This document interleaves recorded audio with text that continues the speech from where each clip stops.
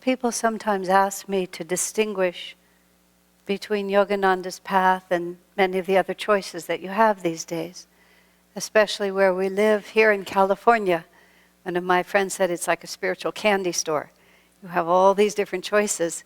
If you live in the middle of the country or in a less sophisticated, culturally sophisticated area, you don't really have as many options as you have here.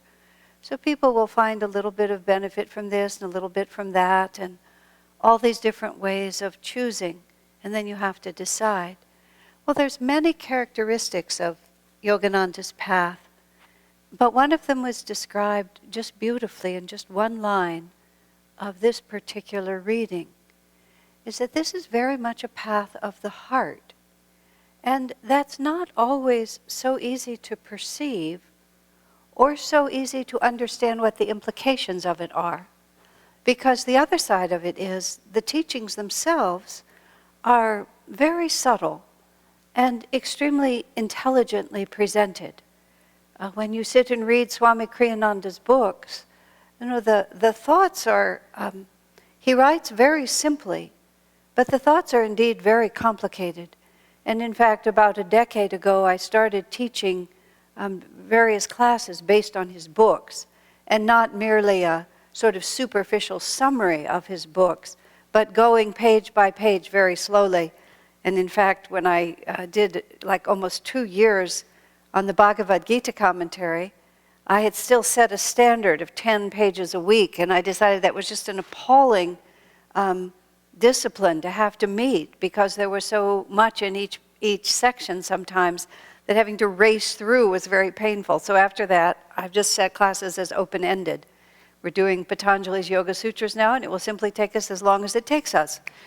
Because what is our hurry, really? Where is there to go? We're trying to get to infinity. If it takes us a couple of months longer, what does it matter? But the reason I started these was because I was actually reading, and the first book was Hindu Way of Awakening.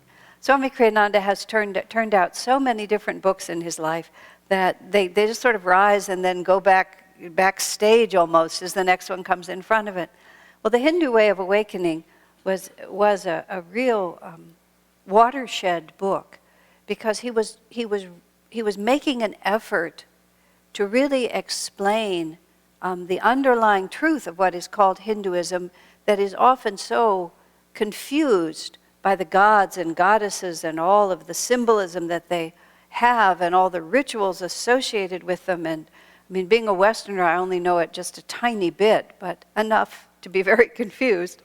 And when I was reading the Hindu Way, I was having to concentrate very deeply to understand what Swamiji was saying.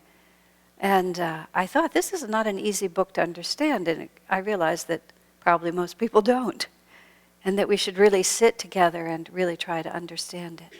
So with that level of intellectual sophistication, sometimes we begin to think of this path in terms of all these wonderful ideas. But Master, when he was living, and he had the same extraordinary power of articulation, everything that Swamiji writes is based on what he learned from Master, that Master always brought it back, and he brought it back to this single word, attunement. And emphasizing that today in this phrase, abide in God, we're talking about how we feel about our whole experience of life.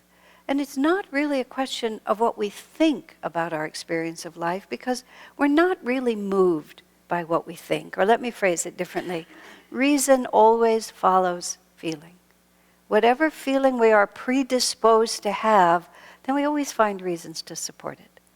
I'm sure you have had the experience that I've had from time to time, trying to help someone who feels depressed.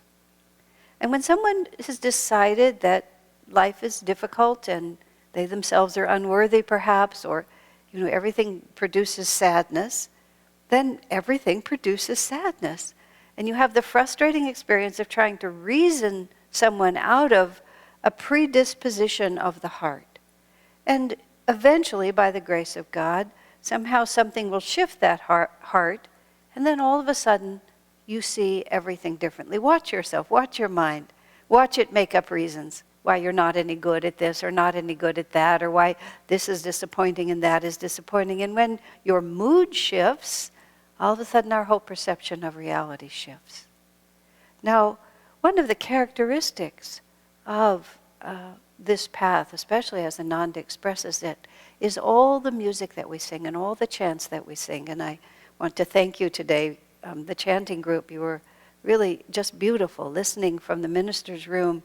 I am the bubble, make me the sea, thou and I never apart. And that's such a simple statement. And you can say it in words, thou and I never apart. But when you add it to the melody, music goes in a completely different part of our brain. And we are, even though we don't realize it, we are nothing but vibrations. Even the scientists who have no regard or no thinking about God talk to us about that now. That what appears to be the material world is merely energy vibrating at different frequencies. Much of subtle healing now is about energy vibrating at different frequencies. And music itself, you see, is a vibration. And when we listen, and when we sing together, and when we sit in a room and sing together, what happens is we all enter into that particular vibration. And that's why just chanting or listening to chanting for just a short period of time, all of a sudden there's an entirely different feeling about everything, because we have literally become the vibration that we're listening to. So I was somewhere not too long ago, and they were playing a Beatles song. And I grew up on the Beatles and was very fond of them. And it was that song about lonely people. They wrote a song about lonely people. And they were very good at their music. They knew exactly what they wanted to say, and they said it really, really well. Whether it was worth saying is another question. Whether it was enduring truth or only temporary was something we'll have to wait and see. Swami Kriyananda said he was always charmed by John Lennon when he was asked once, do you think the Beatles' music will live on? And John Lennon said, why should it? Just like that. And whether it did or not was not a question, but Swamiji enjoyed the fact that he didn't take himself too seriously. But that particular song, which I won't repeat any of it even if I could, was so intensely painful to listen to that I had to walk out of, I think it was a store. I just had to walk out of the store because they had found the thread of human anguish. And they were personifying it as loneliness. And the vibration was so exact as to what that particular human emotion feels like that I couldn't bear to stay there and listen to it. Because you see, it was the exact suffering, but at least in that particular song, it did not resolve itself into bliss. And that's the great and difficult challenge of life. The suffering of it is self-evident. And in the position that I am often of receiving the confidences of people and the experiences that they have in their lives, it's not always easy, the things that happen to people. Swami Kriyananda had a peculiar habit that I never completely comprehended, but I was touched when he explained it to me. Whenever he would buy a book, especially a non-fiction book, often when he would travel, he'd go to the bookstore in an airport and look for some book to pass the hours on an airplane. And he would always read the end of the book first before he'd decide whether to buy it. And why do you do that, Swamiji? He said, I've had so much sorrow in my life, he said, both of his own challenges and all that he's had to bear for others. He said, I can't bear to read unhappy stories. He said, before I start it, I want to know if it ends happily. And if it doesn't end happily, I don't want to read it. I said, well, doesn't it spoil the suspense? He said, well, as a writer, I find it intriguing to see how they're going to get there. But the point of that story was the other half of it. I don't want to read a story that ends unhappily.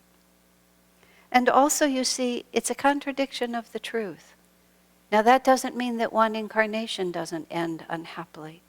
And very often, in trying to help people through the difficulties of their lives, A woman wrote to me once, and she was in love with someone who was not going to return her affection. And she desperately wanted to marry him, and it was clear that he was not going to marry her.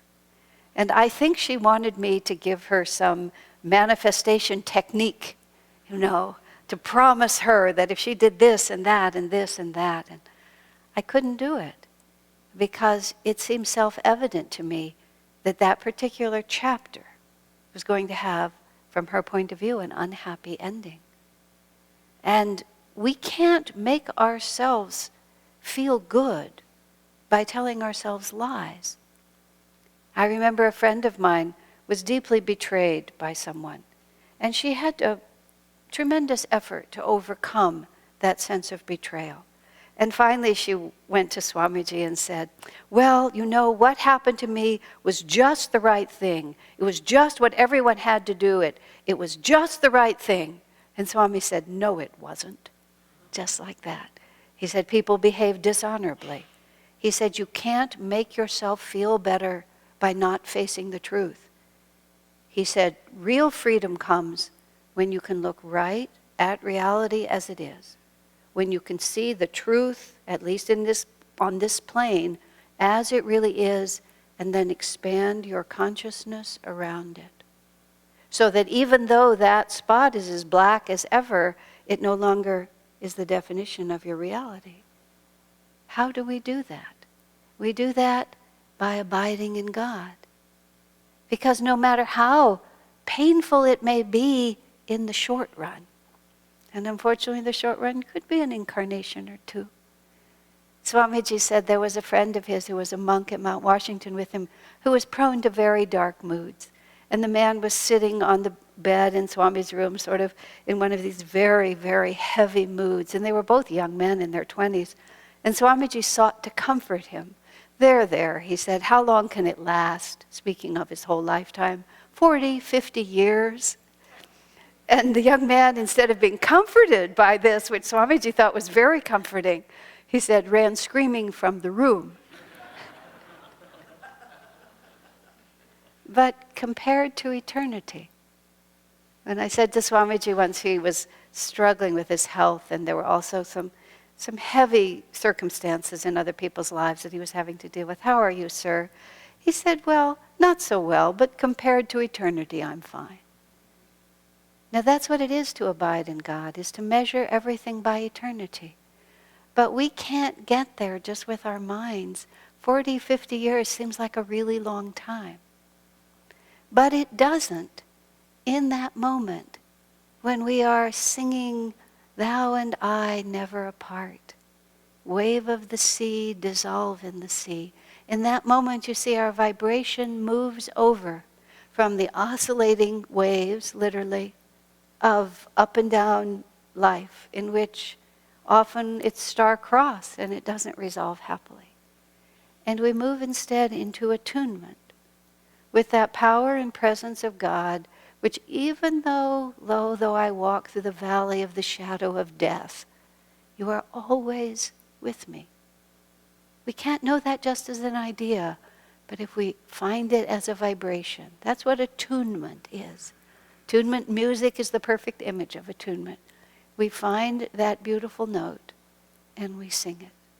And we sing it again and again and again, and we use it as the constant antidote to the other vibrations, whether it's a painful Beatles song that simply finds the suffering but doesn't in that moment also give us the joy, or if it's the reality of our own lives, that, well, this is really how it's going to turn out.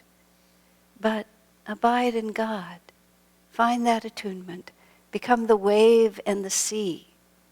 And then even the little experience of the wave is completely different when it's living on the wave, on the whole ocean. Thou and I never apart, you see, and then everything is different.